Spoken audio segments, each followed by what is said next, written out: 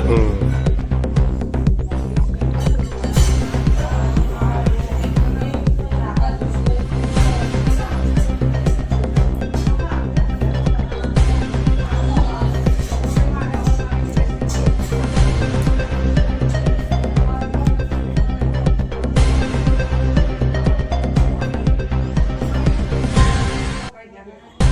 બીજો ખંજર લઈને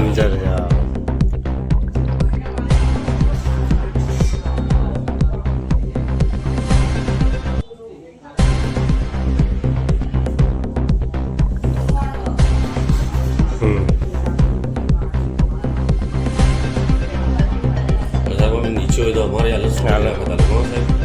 વાડું મારી નાખે તો ઉપાધિ થઈ જાય ને. ઉપાધિ થઈ જાય ને, લેવા દેવા થઈ જાય સાહેબ. અમારે તો માણસ જતો જ જતું જ રહે ને કોઈ બી.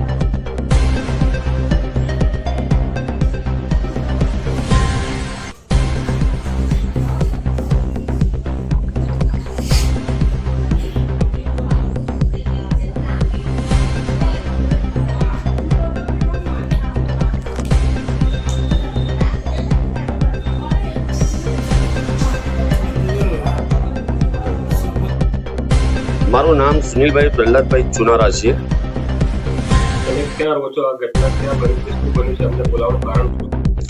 હું અત્યારે હાલમાં સ્થાયી પાછલા 30 વર્ષથી ચુનારાવાસ સૈદપુર ભોગા મોદી કમ્પાઉન્ડમાં સરદારનગર ડિવિઝનમાં રહું છું સાહેબ. ઘટના બની હતી, ક્યારે બની હતી, તેના માટે બની હતી, શું હતું?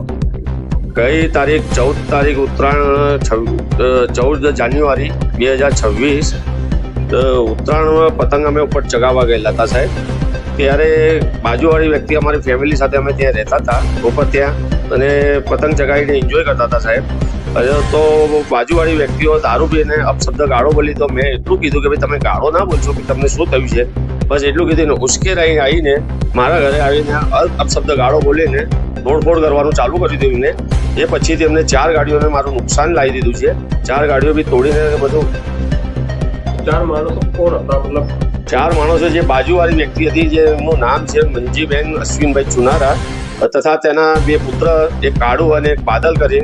એમનો એક જમાઈ છે યોગેશ કરી, અને યોગેશના સાથે યોગેશનો ભાઈ, તેમના જમાઈનો યોગેશ છે, એમનો ભાઈ જે છે તેનો ભાઈ બી હતો, એનું નામ બી સુનિલ છે, તથા એની સાથે બીજા 2 લુખ્ખા તત્વ બી હતા. શું ધંધો કરે છે, શું કામ કરે છે? એ લોકો દારૂનો ધંધો કરે છે, 3-4 પાસા કાપેલી છે અને બુટલેગર છે. એ લોકોએ સ્ટીલના પાઇપો, ખંજરો ને પાઇપો લઈને હુમલો કર્યો છે સાહેબ અમારા પર. કેટલા લોકો હતા? એ લોકો ટોટલ 5 કે 6 વ્યક્તિઓ હતા સાહેબ. તમે આ મામલે પોલીસને ફોન કે કમ્પ્લેન કઈ કરી છે? અમે ગઈ તારીખે કોઈ કમસે કમ 10 થી 12 ફોન અમે 112 ઉપર ફોન કર્યા છે, પણ પોલીસની અમને કોઈ સુવિધા મળી નથી. અમને આખરે છેક મણિનગરની પોલીસ આવી હતી, અને મણિનગરની પોલીસ અમને બેસાડીને સરદારનગર પોલીસ સ્ટેશને મને લઈ ગયા હતા. ત્યાં મારી ખાલી અરજી કરી છે, ગઈકાલની અરજી કરી છે, પણ હજુ સુધી પોલીસનું કોઈ નિવારણ આવ્યું નથી. પોલીસ પૂછવા બી નથી આવી, હજુ ઘરે બી નથી આવી પોલીસ મારા ત્યાં. રોષે હું તો ખાલી અપેક્ષા રાખું છું કે પોલીસ મને જલ્દથી જલ્દ સહકાર આપે અને મને ન્યાય આપે.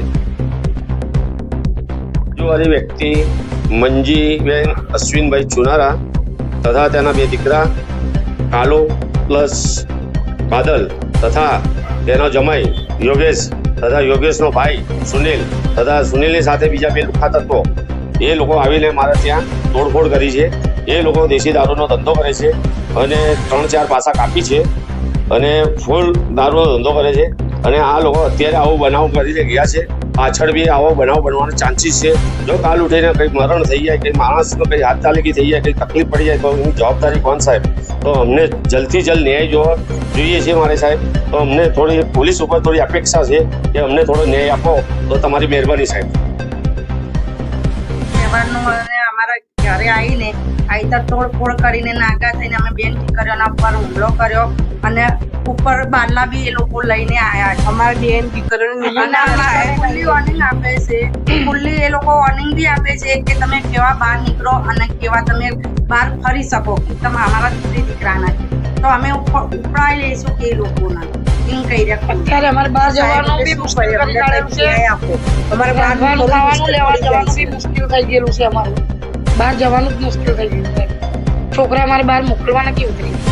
છોકરા ભણે છે અમારા છોકરા અમારે કાલ તો પરીક્ષા ચાલુ થાય છે છોકરાની. હા બનાવ વધી જશે એની જવાબદારી કોણ? કઈ જવાબદારી ગમે તે કરો સાહેબ, અમને બહાર નીકળવા જેવું રાખવા લોકો અમને બહાર નીકળવા દેતા નથી.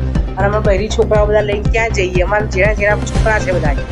ઘરે છોકરી બી હતી પ્રેગ્નેન્ટ અને એ લોકોએ બી હુમલો કરી નાખ્યો તો અમારી છોકરી બચી ગઈ છે. આજ કઈ થતું તો અમારી દીકરીના સામેલાનો જવાબ શું આલવો અમારે? હા ભાઈ